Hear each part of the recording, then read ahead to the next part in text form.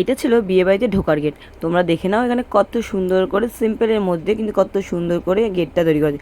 আর এই যে রজনীগন্ধার মালাগুলো ছিল এগুলো কিন্তু অরিজিনালি ছিল। আর দেখো মাঠের মধ্যে তোমাদেরকে সকালেই দেখিয়েছিলাম যে প্যান্ডেলটা হচ্ছিল, কিন্তু তখন পুরো কমপ্লিট হয়নি, আনকমপ্লিট ছিল। তো এখন পুরো কমপ্লিট হয়ে গেছে এবং অনেকটা রাত্রিরও হয়ে গেছে, প্রায় 8টা সাড়ে 8টা বেজে গেছে আমাদের রেডি হতে হতে এবং ও রেডি হতে হতে।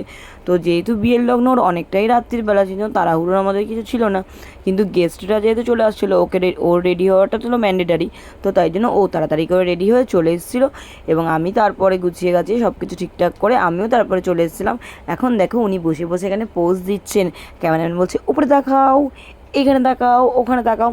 তো এইগুলো তো করতেই হবে, যেহেতু আমি ক্যামেরাম্যান এসেছে তো ভালো ভালো ফটো তোলা তো মাস্ট। আর বিয়ের দিন মানে খুবই স্পেশাল, তোমরা সবাই জানো প্রত্যেকের কাছেই। ওর কাছেও দিনটা খুবই স্পেশাল এবং ওর সাথে সাথে আমাদের কাছেও খুবই স্পেশাল। এবার চলো তোমাদেরকে দেখিয়ে দিচ্ছি বরের ঘর। এখানে বর এসে বসবে, কিন্তু এখানে দেখো বরের ঘরের জায়গায় কিন্তু এই যে ফটোগ্রাফার দাদারা আছে তারা তাদের জিনিসপত্রগুলো রেখে দিয়েছে, তার কারণ সেগুলোও খুব জরুরি, যেখানে সেখানে রাখলেও তো হবে না, তাই না? আর এই দেখো আমিও রেডি হয়ে চলে এসেছি, বলো তো আমাকে কেমন লাগছে? তো এবার ভাবলাম বসে আছি অনেকক্ষণ, খিদেও পেয়ে গেছে, স্ন্যাক্সগুলো দেখি কী আছে। ওখানে কফি ছিল, চিকেন পকোড়া ছিল আর ভেজ পকোড়া ছিল, আর ওখানে ওরা বুফে করেছিল, তো লম্বা লাইন ছিল। আর এখানে আমি নিয়ে নিয়েছিলাম কটা চিকেন পকোড়া, যদিও খেতে খুব একটা ভালো লাগছিল, তবুও খেয়ে নিলাম। তারপরে ফটো তুললাম অনেকগুলো, গল্প করছিলাম, হাসি মজা ইয়ার্কি ঠাট্টা করছিলাম। তারপরেই দেখতে দেখতে অনেকটা রাত্রি হয়ে গেল এবং আমাদের বরমশাই চলে এলেন। তো আমার বন্ধু বান্ধবী তো দেখার জন্য খুবই উগ্রীব হয়েছিল, বরকে দেখবো বরকে দেখবো। আর আমি এই বরকে একদম দেখবি না, তোর লগ্ন অনেক দেরি আছে। আর এইখানে দেখো সব বরযাত্রী সবাইও চলে এসছে, তো সবাই এসে ওর সাথে কথাবার্তা বলছে। তারপরেও তো অনেক কাজ করছিলাম, মানে কাজ মানে বেকার কাজ, রিলস বানাচ্ছিলাম, এইসব ফালতু কাজ ছাড়া তো কোনো কাজ নেই। তারপরে আমার কর্তামশাই এসে গেছিলো, ওকে নিয়ে 2-4টে ফটো তুললাম। তোলার পরে এখানে কি করব ভেবে পাচ্ছিলাম না। তারপর ভাবলাম তাহলে খেয়েই নিই, ভাবছিলাম খাবো না, ওরা বললো খেয়ে নে খেয়ে নে। তো দেখো খাবারে অনেক কিছু ছিল, চানা, এই অনেক রকমই আইটেম ছিল, তো বললাম না আমি, আর তোমরা তো দেখেই ফেললে। আর লাস্টে আমার খুব ল্যাদ লাগছিলো, তাই জন্য আমি সব কিছু একসাথে নিয়ে চলে এসেছিলাম, আমার আর ভালো লাগছিল না। এবার দেখো এখানে নাচ চলছে, যেহেতু ওখানে এখন বাজে প্রায় রাত 3টের কাছাকাছি, মানে বেজে গেছে অলরেডি।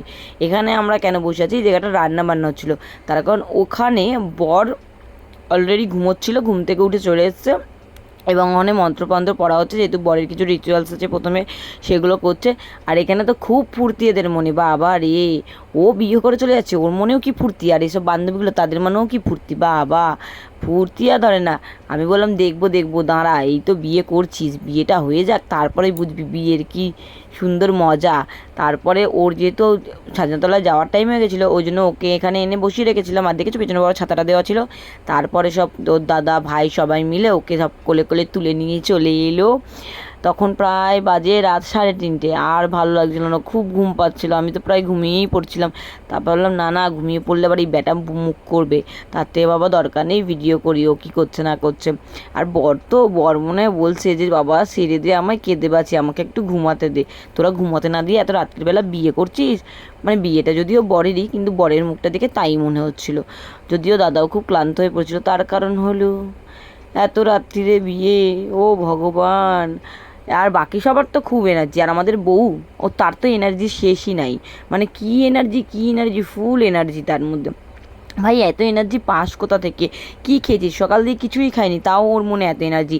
আমরা সকাল দিয়ে ল্যাদ খেয়ে যাচ্ছি, কিন্তু ওর জীবনে কোনো ল্যাদ নাই।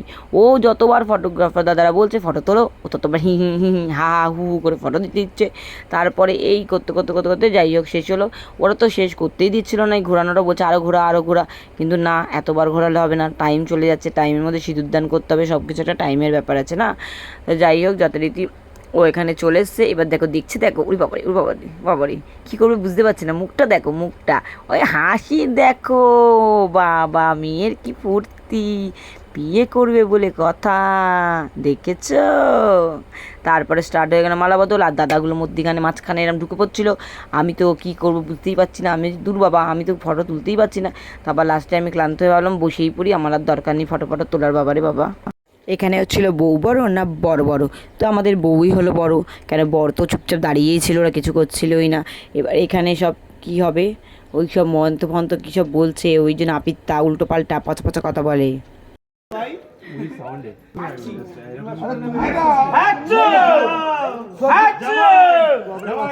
প্রবলেম আছে, বলছে গোলাপের প্রবলেম।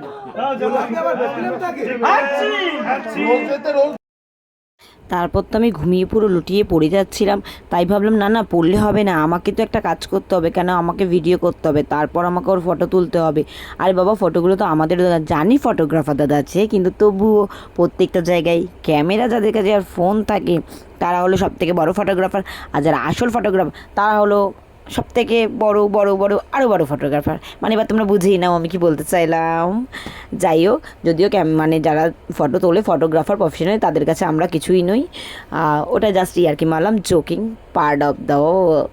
আর এখানে ও দেখলেই পারলে যে খই দান হয়ে গেল, আর এখানে যেহেতু ওদের ওখানের মানে 7 পাকে ঘোরার জায়গাটা ছোটো, তাই জন্য বলছে ওইটুকু জায়গায় ঘুরবি কেন, তোরা পুরো বড়ো জায়গা নিয়ে ঘোর। ওই জন্য দেখে পুরো মণ্ডপ ঘোরাচ্ছে, বেচারিরাও ভাবছে হায় হায় কী জ্বালায় পড়েছি, এরম মণ্ডপ করেও কী জ্বালায় পড়ছি। মণ্ডপটা একটু সাইজে বড় করলেও তো, কিন্তু জায়গা ছিল তবুও ঠিক আছে, একটা সৌন্দর্যের মধ্যে ছোটোর মধ্যে করেছে, ভালোই লাগছে জিনিসটা দেখতে। আর আমার ভাই কী লাগছিল, মনে হচ্ছে বাড়ি চলে যাই, আর ভালো লাগছে না, ভোর হতে যায়, বিয়েটা তো শেষ কর। যাই হোক, ওরাও বিয়ে করছে, আমরাও সব জেগে বসে আছি, কেন এটা জেগে থাকাটা আমাদের বাধ্যতামূলক। এবার চলে এসে সেই অন্তিম পর্ব, যখন আইবুড়ো নাম ঘুচে যাবে, যখন উনি চলে যাবেন অন্যের বাড়িতে, মাথায় হবে সিঁদুর দান, মাথার কপালটা দুম করে ফাটিয়ে নেবে একটু পরেইও, একদম এইবার ফাটানোর সময় এসে গেছে। এবার ওকে বোঝাচ্ছে এইভাবে তুমি মাথাটাকে ফাটাও, এইভাবে ফাটালে মাথাটাকে খুব সুন্দর লাগবে। এই যে দেখিয়ে দিচ্ছে, এইখান দিয়ে ফাটানো শুরু করবে, একবারে মাথার মধ্যে আমার ফাটিয়ে দেবে। কিন্তু আমাদের জামাইবাবু মাথাটা ঠিক করে ফাটাতেই পারেনি, অর্ধেক মাথা ফাটিয়েছে, পুরো মাথাটা ফাটাতেই পারেনি। হায় হায় জামাইবাবু তুমি কী করলে এটা, এবার তোমার মাথাও ফাটাবে তুমি যা করলে। এইবারে হবে সিঁদুর দান, ব্যাস খেল খতম পয়সা হজম হয়ে গেল, সিঁদুর দান, সেই অন্তিম মুহূর্ত শেষ। বিয়েতে এরকম হাসি মজা হয়েই থাকে, তার মধ্যে একটা আছে জুতো চুরি, তার মধ্যে আছে ঘর ধরা। জুতো চুরি করেছিলাম, কিন্তু ওরা আবার চোরের উপর বাটপাড়ি করে ফেলেছে। ও হো কী কপাল আমাদের। তো এখানে শুরু হয়ে গেছিলো আমাদের দরাদরি করে একটা অ্যামাউন্ট চলে এসেছিলো। যাই হোক, তারপরে এই যে সব ওকে বুঝিয়ে বাজিয়ে বাড়ির পথে রওনা হয়ে গেলাম। তার থাকতে পারলাম না, দেখেছো আকাশে কিরম সুন্দর করে আলো ফুটে গেছে। তো চলো টাটা, দেখা হবে নেক্সট ভিডিও।